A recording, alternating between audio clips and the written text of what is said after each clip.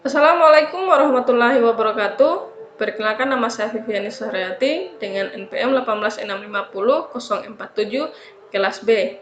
Di sini saya akan menjelaskan tugas dari rekayasa perangkat lunak. Langsung saja.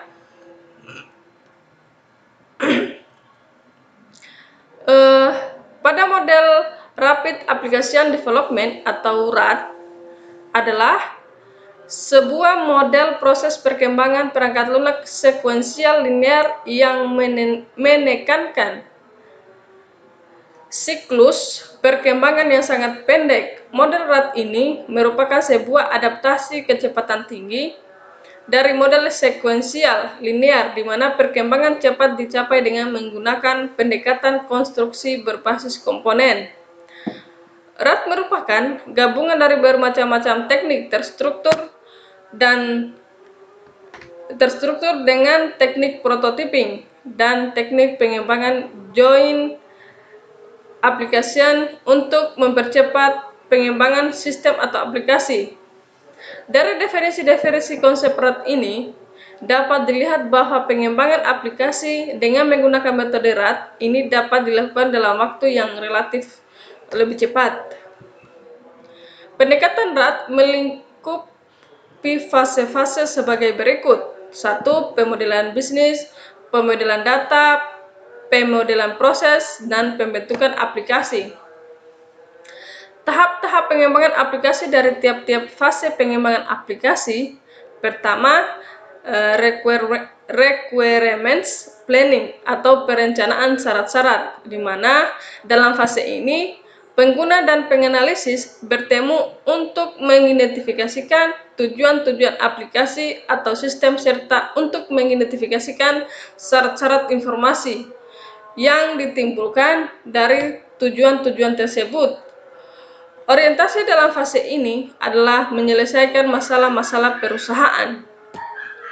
Selanjutnya, RAD Design Workshop atau Workshop Design RAD. Fase ini adalah fase untuk merancang dan memperbaiki yang bisa digambarkan sebagai workshop. Penganalisis dan pemrograman dapat bekerja pembangunan dan menunjukkan representasi visual desain dan pola kerja kepada pengguna workshop. Desain ini dapat dilakukan selama beberapa hari, tergantung dari ukuran aplikasi yang akan dikembangkan. Selama workshop desain RAD, pengguna merespon prototyping yang ada dan penganalisis memperbaiki modul-modul yang dirancang berdasarkan respon pengguna. 3. Implementasi. Pada fase implementasi ini, penganalisis bekerja dengan para pengguna secara intens selama workshop dan merancang aspek-aspek bisnis dan non-teknis perusahaan. Segera setelah aspek-aspek ini disetujui dan sistem-sistem dibangun dan disaring, sistem-sistem baru atau bagian dari sistem diuji coba dan kemudian diperkenalkan kepada organisasi.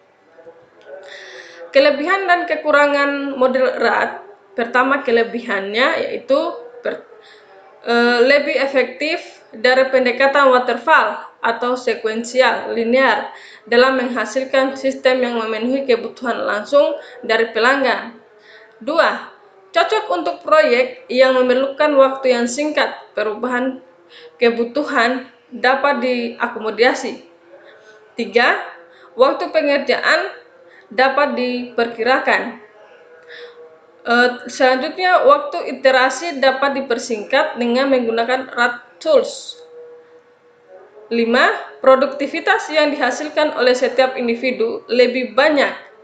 Selanjutnya, mengurangi waktu pengembangan, meningkatkan pengguna ulang dari komponen-komponen, peninjauan dapat terjadi dengan cepat.